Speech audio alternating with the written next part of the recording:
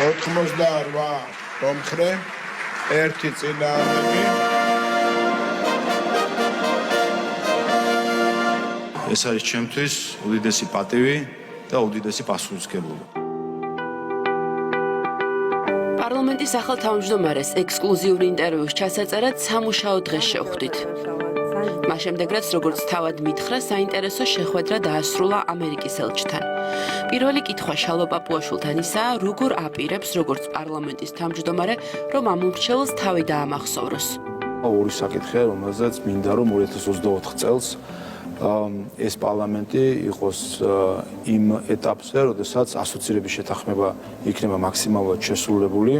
იცით რომ ჩვენი კანონმდებლობა უნდა დაუახლოვდეს ევროკავშირის კანონმდებლობას, იმისთვის რომ ჩვენ გავაკეთოთ განაცხადი ევროკავშირში წევრობაზე. მეორე საკითხია გახლავთ თავად პარლამენტის როგორც ინსტიტუტის გაძლიერება, განსაკუთრებით მისი აპარატის, თანამშრომლების, სტრუქტურების, პროცედურების. თქვენ იყავით ქართული ოცნების ის მე-15 ნომერი. იმედის კვირაში თქვენთან დაკავშირებით მცირე ინფორმაცია მიწოდება მოვახერხეთ ხოლმე მაშინ. ძალიან საინტერესო იქნება, ვფიქრობ ჩვენი მაყურებლისთვის უფრო მეტის გაგება თქვენ შესახებ. და სად შეიძლება გაიცნო ადამიანი ყველაზე უკეთ თუ არა საკუთარ სახლში და უფრო მეტად მშობლიურ მხარეში.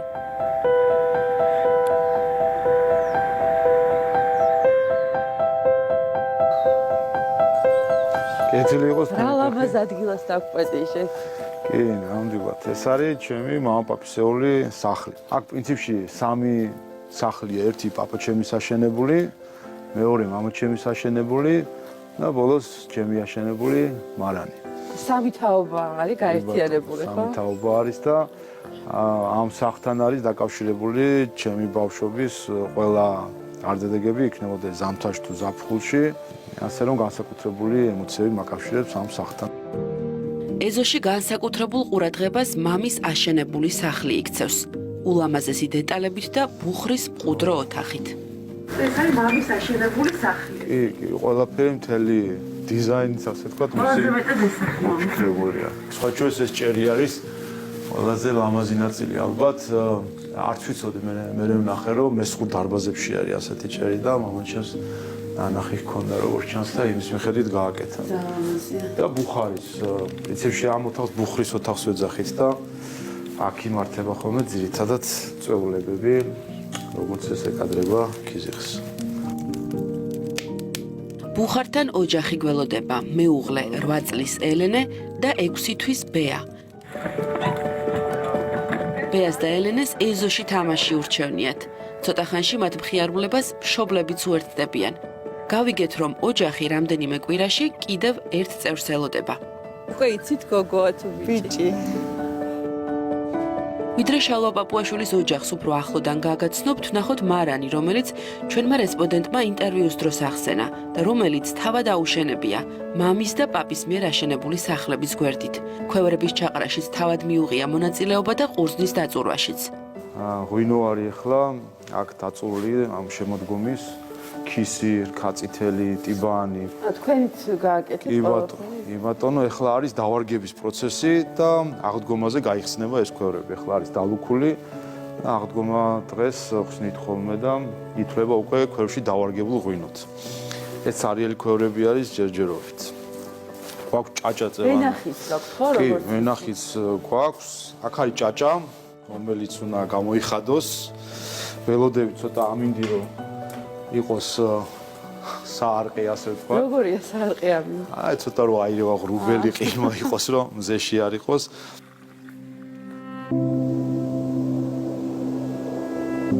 საბედნიეროდ ჩვენ ამინდში გაგვიმართლა და მოვახერხეთ მარნიდან პირდაპირ ვენახში წავსულიყავით. ეს რქაწითელის ძველი ვენახი არის, სხვათა შორის ახალი ვენახით ჩავყარეთ აქვე.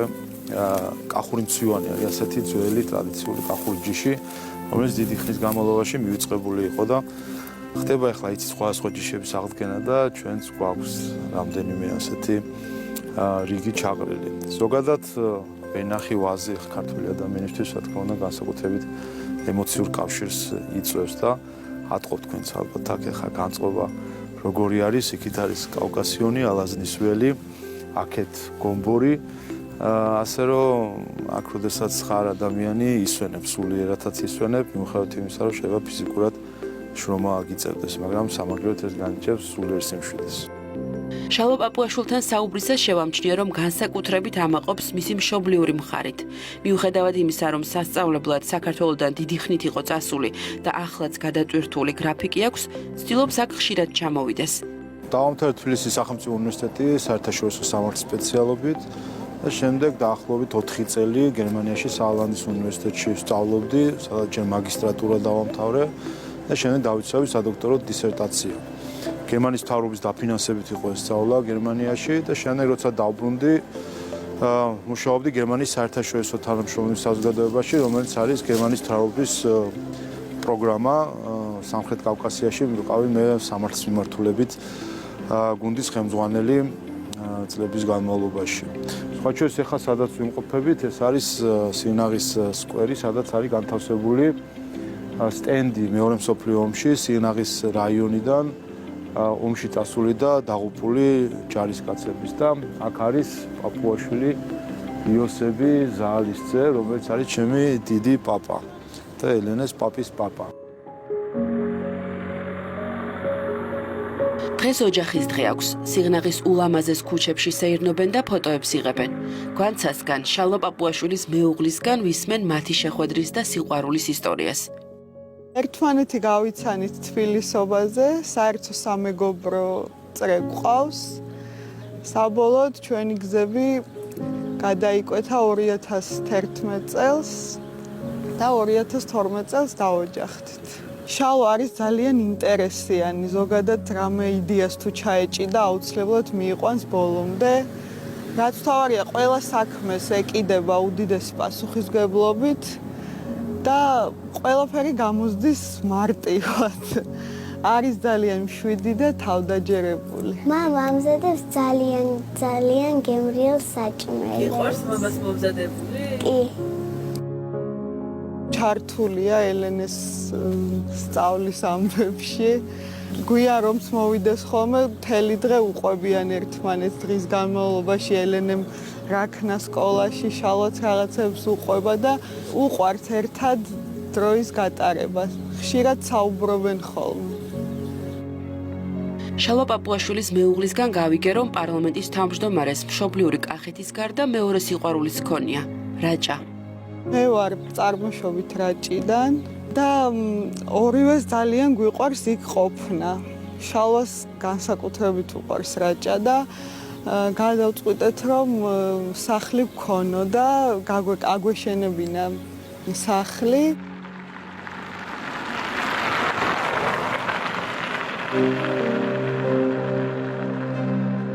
ამბავი სრულად მოყოლილი ვერ იქნებოდა, რომ არ გენახათ ეს ეზო და ეს სახლი ნიკორწმინდასთან ახლოს, სოფელ კაჩაეთში.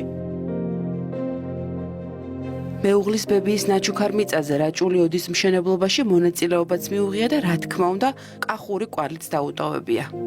რიკულებში ქვევრის ფორმა არის გამოსახული, ასე რომ ეს პატარა ნიშანი ჩავდე, რომელსაც ყველა ვერ ხედავს, მაგრამ არის აქ და გარკვეული კახეთიდან წამოსული სიმბოლოც არის. სახსაც შეეხება ეს ძველი 100 წელზე მეტი ასაკის ოდა არის, რომელიც დავშალეთ და ხელახლა ავაწყეთ. და ამისთვის ლამის დურგლობის პროფესიის შესწავლაც კი მომიწია. ესე ჩვენი მთავარი ოთახი თავისი ბუხრით. კახეთში ხო გაჩვენეთ მამაჩემის გაკეთებული ბუხარი, ეს კიდე ჩემი გაკეთებული ბუხარი არის. სხვა შორის ეს ხე არის მუხა.